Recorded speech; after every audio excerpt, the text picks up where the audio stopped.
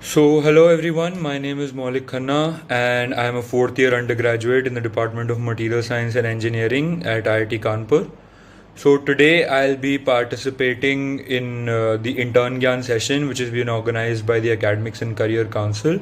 And I would first like to thank them for inviting me for this session. And as you might know, these videos are going to be uploaded on YouTube because it's going to happen online this year because of the ongoing pandemic. So, before moving on, I would just like to say that I hope that all of you are staying healthy and your families are also fine. And I hope that you take care of yourselves and you deal with these times. These are hard times, I know, and you might not even be sure about where your career is going next, but just take care of your health first, and then your career would follow. So, yeah, so that's done. So, let's just move on to the questions. So, what I'll be doing is I'll first give you my introduction, and then I have a list of questions here in front of me that I would be reading out first, and then I would be answering them. So, firstly, about myself, some of you might know me, some of you might not. So, in my 4 years of study here at IIT Kanpur, I have done 3 internships in total. During my first year, I basically applied to a research lab in IIT Delhi. It was a nanomaterials lab which I applied to because I wanted to gain some research experience. So I worked with them for 2.5 months during my in the summer of my first years. After my second year, I went for a summer internship to Aditya Birla Science and Technology Company Private Limited, which is basically the R&D division of the Aditya Birla Group, wherein they mostly work on different kinds of materials. And I was basically a part of the materials team, and my project was based on a material called graphene, if some of you have heard of it. And then moving on to my third year, I applied for various internships, but I eventually landed an internship through SPO in GE Healthcare, uh, General Electric, if some of you don't know what GE is. So, GE Healthcare is a multinational conglomerate, and it works in various fields. I was in the healthcare division, and my project was mainly based on finite element analysis and designing of a product for them. So that is about me. And I mean, if you want to know about my college career, I was part of everything in college. Mostly I did a lot. I was part of the entrepreneurship cell at one point. I was in the election commission at during my third year, and finally in my fourth year I was the head events and competitions of Antragni. So I guess that's about it. And next, I will just move on to the questions that are generally asked and generally that you guys would have in mind.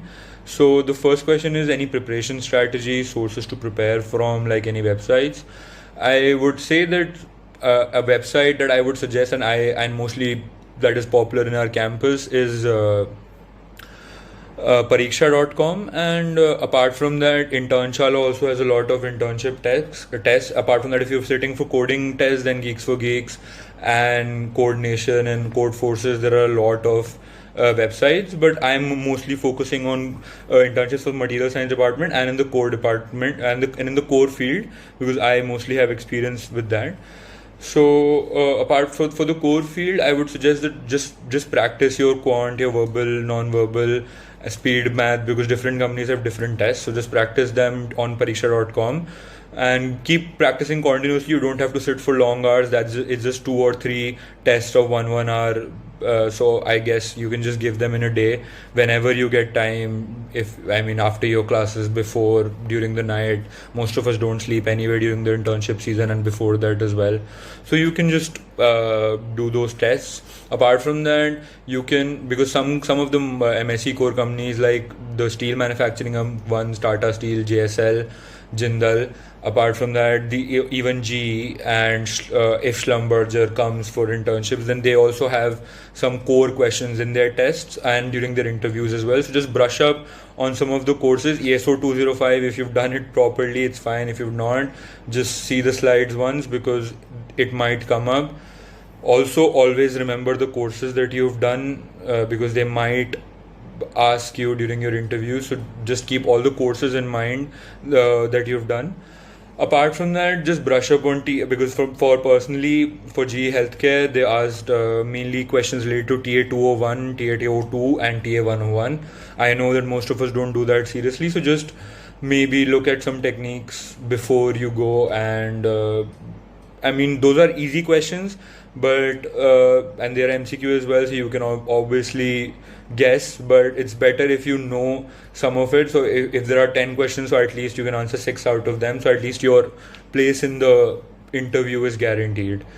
Apart from that, skills required in general, there are not a lot of skills that are required for material science core internships, but I feel that one of the skills that different companies might ask, I mean, is that you should always be aware of what, as I said, you should know what courses you've done. So you should always be aware of what is being taught in what course, because in my interview, it was asked mainly about what I had learned in the mechanics of solids, which is the MOS course that is compulsory for us. So I was asked about it, and apart from that, I was asked about my projects.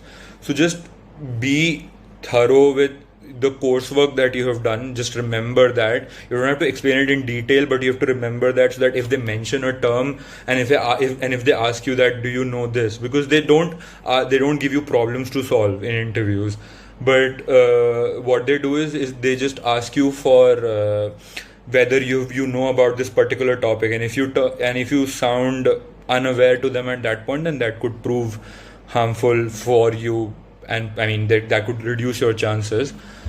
Apart from that, for the steel manufacturing industry, I would say just remember the iron carbon phase diagram that is asked in mostly all the steel related company interviews that my friends have been to.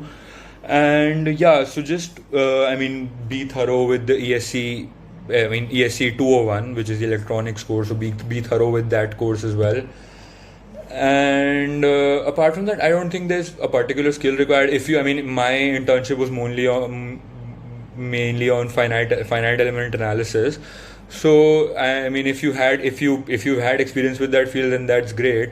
But apart from that, I would say that just gain some professional experience before you sit for the internships. I mean, obviously, it's no use saying now, but I guess if you even if you are at home right now, just try to learn as much as about the industry as you can if you're interested in it.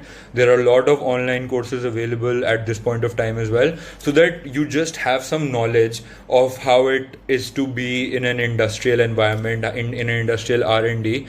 So there are a lot of management related courses for beginners as well. You can take those, so you know how a corporate setup it is, because in my scenario, it was mainly about my professional experience before this interview. So I had some, so that is why, yeah. So as I was saying, as I had some industrial experience, so that is why I think I was preferred over the other candidates that were there, because I had some professional experience before.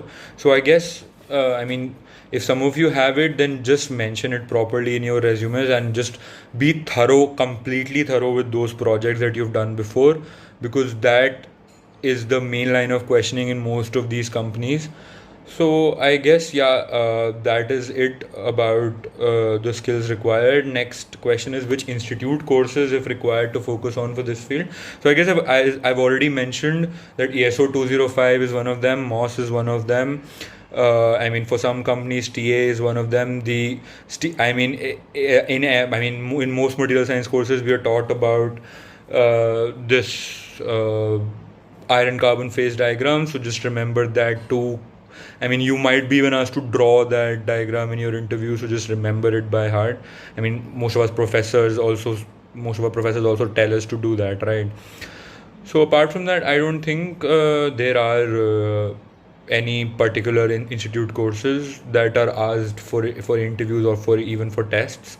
Apart from that, any other tips? So one tip that I would like to give you is that prepare for the HR round properly. So what I mean to say is that I mean, you will be doing fine in the technical round of interviews and everything, but for the HR round, a lot of people just stumble. So, I mean, there are a lot of questions they might ask you to give your introduction and everything. So if they ask you a question that you think is going to be asked in an interview, and if you don't answer properly, then they see that you lack confidence. So I would say that just write down the answers to some generic HR questions, and for example, walk me through your resume, or tell me more about yourself, or give your introduction and give your short, brief introduction. So these are mostly similar questions, and whenever you answer these questions, just be sure to be completely chronological with your answer, so that there is no discrepancy even while you're talking, and it's easier to write as well if you're writing something in chronological order. So for example, if you're starting with the first thing is that you were born, right? So just tell them about your family, where you come from. You can keep it short or keep it long depending on how what is the duration that they've asked you to give introduction for. Apart from that, just tell them what you did in school briefly, then come to the first year, second year, third year, and fourth year, and during that just mention all your internships. So I guess this is the major tip, that just write down the questions. I mean, you might feel that you're confident with introducing yourself, but in front of an interviewer you sometimes stumble, you sometimes start stuttering, and that is not good. So I guess that is the only tip that I have to give. Apart from that, the next is mainly work experience.